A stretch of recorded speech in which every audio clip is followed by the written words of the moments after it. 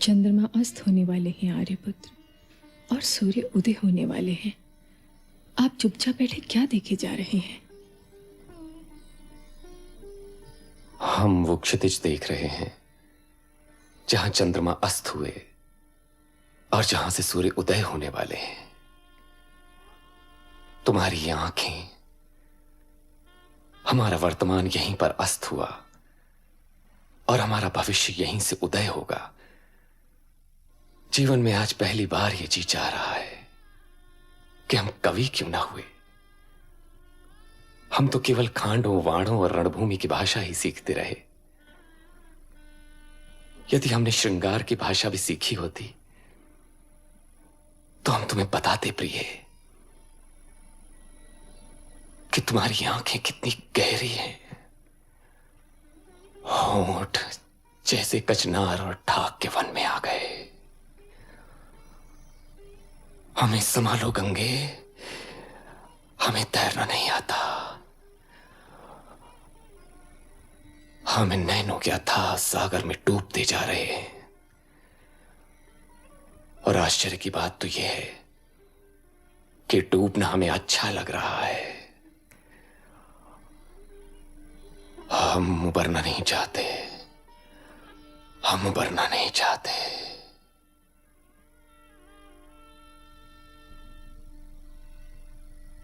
इन नैनों में राज्य और राजनीति नहीं है आर्यपुत्र। लोग कहेंगे गंगा ने हस्तिनापुर से उनका राजा छीन लिया। अभी हम राज्य और राजनीति के विषय में सोचना भी नहीं चाहते प्रिय। क्यों आर्यपुत्र? क्योंकि हम गंगा स्नान कर रहे हैं।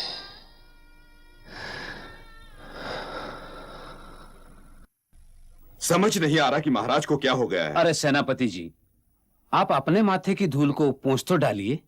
किसी को चिंतित रहना अच्छा नहीं लगता महामंत्री जी। और रहा सेनापति, चिंता न करे तो क्या करे, जिसे महीनों बीत गए अपने महाराज के दर्शन किए हुए भी, और वो तो ऐसा लगता है जैसे हस्तिनापुर को भुला चुके हूं। आप जैसे सेनापति के होते हुए उन्हें हस्तिनापुर की ओर से चिंतित होने की कोई आवश्यकता नहीं। हस्तिनापुर की सीमाएं तो सुरक्षित हैं ही। इन दिनों वो अपने हृदय की सीमाओं को सुरक्षित करने में लगे हुए हैं। परंतु राजा का दायित्व तो। फिर वही, राजा भी तो एक मनुष्य ही होता है सेनापति जी। आनंद पर उसका अधिकार प्रजा के किसी व्यक्ति से कम तो नहीं।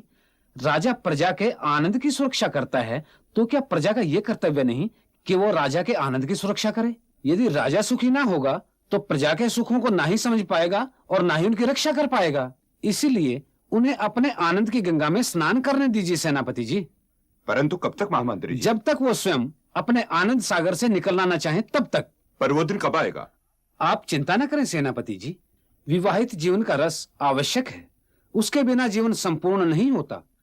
आप युवराज के जन्म की प्रतीक्षा कीजिए। उनके जन्म लेते ही महाराज को इस आनंद सागर से तैरकर निकलना आ जाएगा। लीजिए, वो दिन आ गया।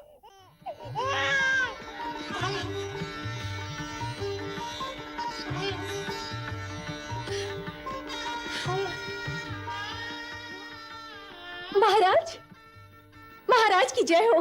राजकुमार के जन्म पर बधाई हो महाराज।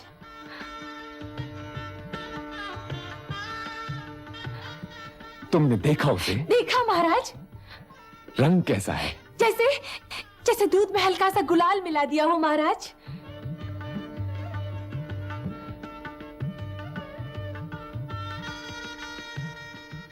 आंखें कैसी हैं उसकी? बिल्कुल चंद्रवंशी राजकुमारों जैसी महाराज।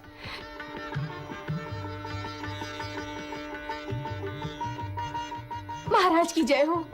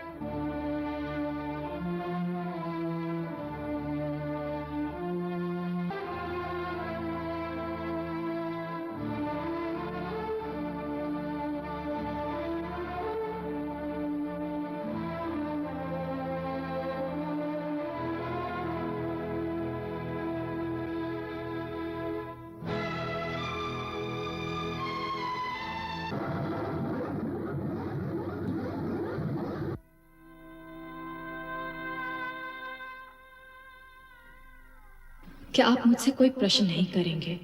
बस यही? ठीक है, मैंने वचन दिया देवी तुम्हें।